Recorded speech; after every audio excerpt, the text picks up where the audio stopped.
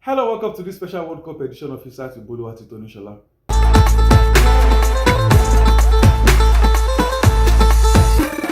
Well, we've said it before and we'll say it again. The most exciting group stage of the World Cup ever has to be what happened in Qatar, as we saw drama, excitement, score, shocking, well, maybe shocking results in Group E and F yesterday. Let's start from Group E, where Germany won their game.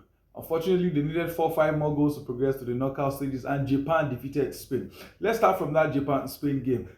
Just like what happened to Japan when they took on the Germans, they considered goal first in the halftime, and it felt like, well, Spain were going to walk past them. But came the second half, they took the game by the horns and they defeated Spain 2 goals. The first goal came on just 3-4 minutes after the restart, and the second goal, maybe a bit controversial, did the ball cross the line or not. But one thing we know about the new rule, or the rule of the game, is the entire circumference of the ball has to cross the line. I mean 100%. We've seen scenarios of 99 point whatever percent. If it's not 100%, the ball is still in play. I guess that's what happened yesterday.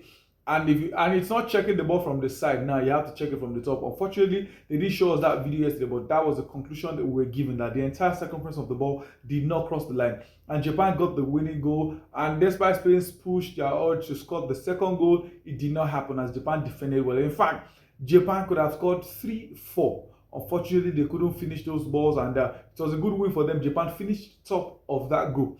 And in the other game between Germany and Costa Rica, well, at some point, Germany were 2-1 down, and it felt like both Spain and Germany were going to be eliminated from the game, from the World Cup. But Germany came back to win that game 4-2, which means Spain qualified second, Japan qualified first, and Germany, who needed extra 4 goals, couldn't score. So they are out of the World Cup. Why am I saying Champions League? Back to back. Remember, the 2018 in Russia, they got eliminated from the group stage. This time around in Qatar, the same thing is happening to them. Germany need to look deep again. Coming from a nation that went to, I think, 4 straight semi-finals, they need to find a way to solve this problem as soon as possible. Let's move to the other games in Group F.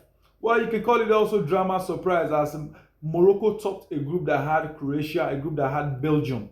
And it meant one thing, that's the end of the road for the Red Devils after they couldn't beat Croatia. The game between Croatia and Belgium ended goalless. Croatia had a penalty that was chalked off due to VAR.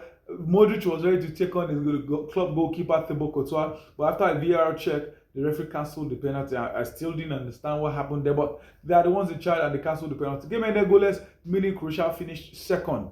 And guess who finished first? The African side, Morocco, after they beat Canada 2-1. A good goal there, good game, good display, and especially the first goal. That probably can be in contention for goal of the tournament. I didn't know what the goalkeeper, Boyan, 35-year-old, was doing with his defender. A wrong pass, then cleared the ball out. The goalkeeper decided to control onto the feet of Hakim Ziyech, who chipped the ball from about 35 yards to get there in the lead. El Nesri scored the second goal, and from there, it was never going to happen for Canada. Unfortunately, they scored an own goal at Morocco, but it was not enough as they won that game 2-0. So now, this is only the second time an African team will top a group twice. The first team to top the group in 2 different editions, guess who? The Super Eagles of Nigeria. This time around, this is the second time it's happening to Morocco. Finished up above Croatia in second, Belgium in third, and of course Canada, who finished bottom of the table. Let's move to the games for today. Group G and H. One thing is certain, we may see another drama. In Group G, Brazil have also already qualified for the knockout stage, but will they rest so many players like France did, or decide to maybe make 1 or 2 changes against the indomitable Lions of Cameroon? Cameroon can win the game. It's possible, but the question is, how many goals will they score? Because goals difference is the most important thing if you are tied on points with any other team. The fact that they have 1 point, same with Serbia, who will be taking on Switzerland. Whoever wins that game between them joins Brazil in the knockout stages. But the question is, who will pick up all 3 points?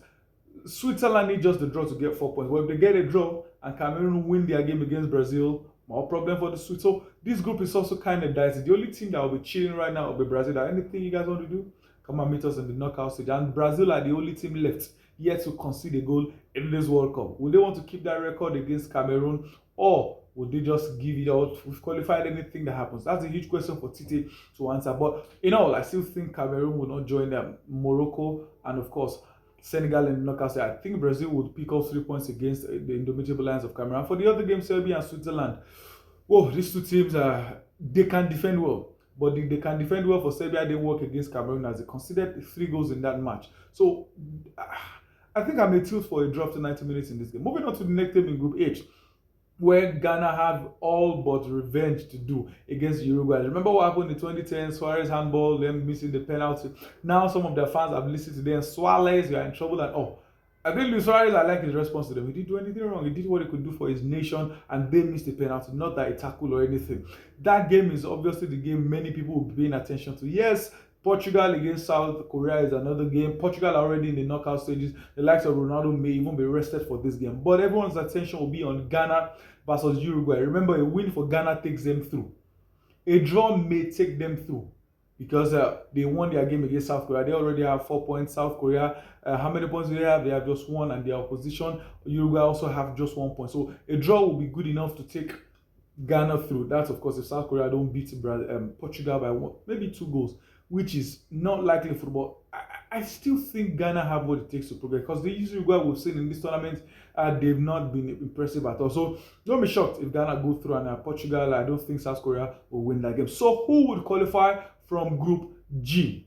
Brazil are already through. I'm sorry, Cameroon. I don't think you're joining your fellow African brothers in the knockout stages, and I think I'll pick Switzerland. Yeah, I think it's hard to pick between Switzerland and Serbia, but I think I'll pick Switzerland to join Brazil. And in Group H, Portugal are already through. Ghana have what it takes to progress. Let me make the bold call. I think Ghana will join Senegal and Morocco to become the third African nation and the knockout phase. So that's our show for today. Thank you very much, guys, for tuning in to today's special World Cup edition of Insights with Bolu Atidonishola. Please like, share, and of course, subscribe. Subscription is free. So we'll come here again tomorrow. Have a beautiful, sporty, not button, sporty weekend. Goodbye.